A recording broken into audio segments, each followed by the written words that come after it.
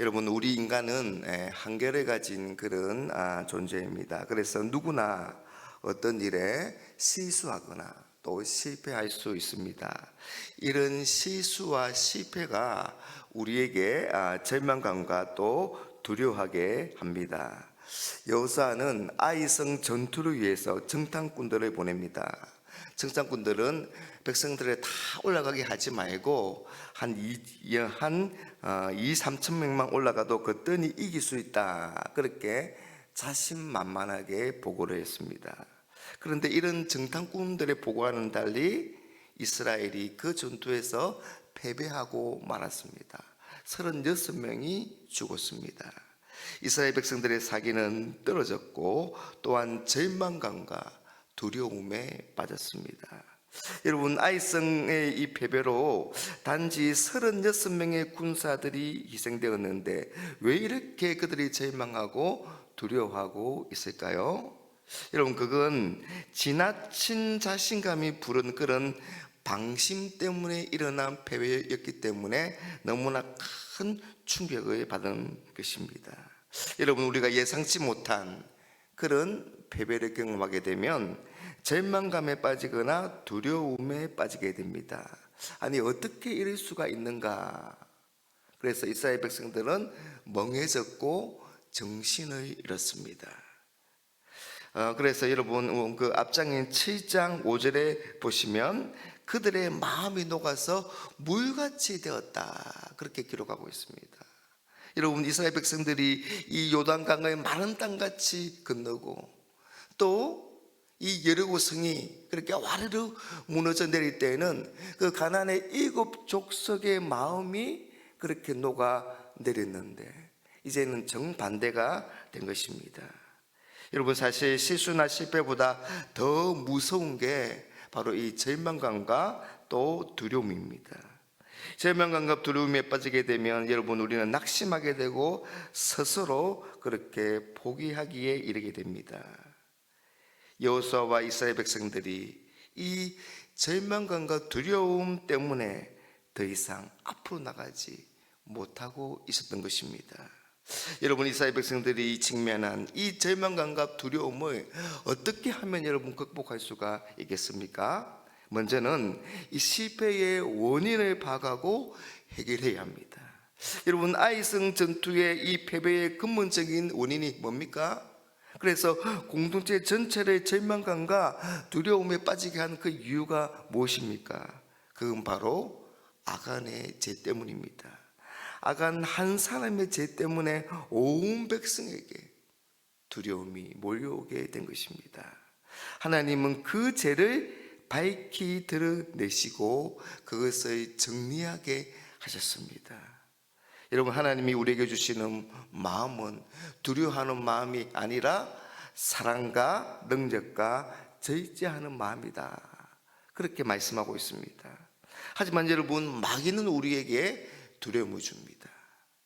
여러분, 처음 사람 아담이 하나님을 거역했을 때 그가 동산에 있는 나무 뒤에 숨은 것은 무엇 때문이었습니까? 바로 죄를 짓고 하나님을 두려워하는 마음이 생겼기 때문입니다. 여러분, 아담이 그전에는 하나님을 사랑했습니다. 하나님을 좋아하고 하나님을 즐거워했습니다. 그런데 죄가 들어오자 두려움이 생기기 시작한 것입니다. 여러분, 우리에게 들어온 두려움은 하나님을 거역하고 죄를 지음으로 들어온 고통이요 저주요 절망입니다. 우리의 마음에서 평안과 기쁨을 빼앗아 가는 겁니다.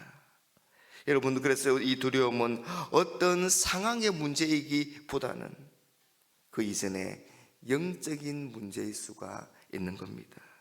그래서 우리는 가장 먼저 이 죄의 문제를 살피고 또 해결해야 합니다. 여러분, 우리가 죄의 문제를 해결한다는 것은 우리가 하나님과의 관계를 다시 회복하는 것을 말하는 겁니다. 여러분, 우리가 하나님과의 관계가 회복되어 하나님을 사랑하면 이 두려움이 사라집니다. 요한일서 4장 18절 말씀에 사랑 안에 두려움이 없고 온전한 사랑이 두려움을 내쫓나니, 그렇게 말씀하고 있습니다. 사랑하는 여러분, 우리에게 죄가 있다면 이 죄의 문제를 먼저 해결해야 합니다. 그래야 두려움을 극복할 수가 있는 겁니다. 다음으로는 하나님의 위로를 받아야 합니다. 하나님은 절망감과 두려움에 엎드려져 있는 이 여호수아와 이스라엘 백성들에게 말씀하십니다. 일어나라, 어찌하여 이렇게 엎드려 있느냐. 그러면서 하나님이 위로해 주시는 겁니다. 여러분, 하나님은 오늘도 절망감과 두려움에 빠진 우리를 향해서 일어나라 그렇게 말씀하시면서 우리의 어깨를 감싸 안아 주십니다. 여러분, 누군가 나의 형편과 사정을 알아주고 위로해 주면 좋겠는데, 힘과 용기를 주면 좋겠는데 그런 사람이 없어서 답답하십니까? 여러분, 그럴 때 우리는 하나님의 위로를 경험할 수가 있습니다.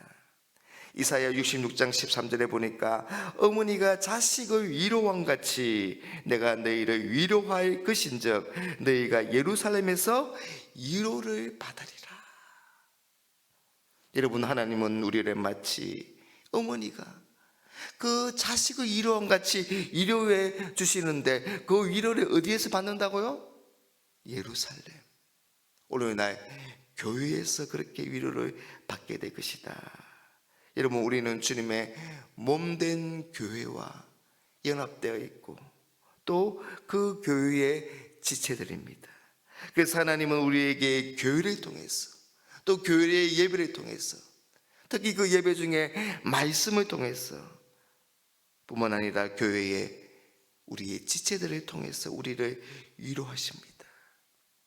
그럴 때 우리가 절망과 두려움에 빠진 우리가 다시 힘을 얻고 일어서게 되는 겁니다.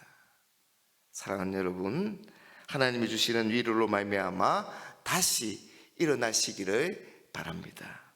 마지막으로 믿음으로 다시 도전하는 것입니다. 여러분, 실패의 원인을 해결하고 하나님의 위로를 받았다면 우리는 다시 믿음으로 도전해야 합니다. 오늘 하나님은 여호수아에게 이렇게 말씀하십니다. 여러분, 오늘 1절 말씀을 한번 보십시오. 여호와께서 여호수아에게 이르시되 두려워하지 말라, 놀라지 말라. 군사를 다 거느리고 일어나 아이로 올라가라. 보라, 내가 아이 왕과 그의 백성과 그의 성읍과 그의 땅을 다 내 손에 넘겨주었다. 하나님이 그렇게 말씀하십니다.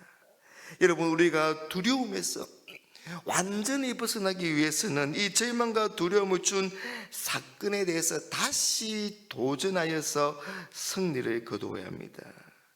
여러분, 만약에 우리가 실패한 사건을 제쳐두고 여러분 아무리 다른 곳에서 잘한다 하더라도 여전히 우리 마음 한편에는 그 실패가 자리 잡고 있습니다.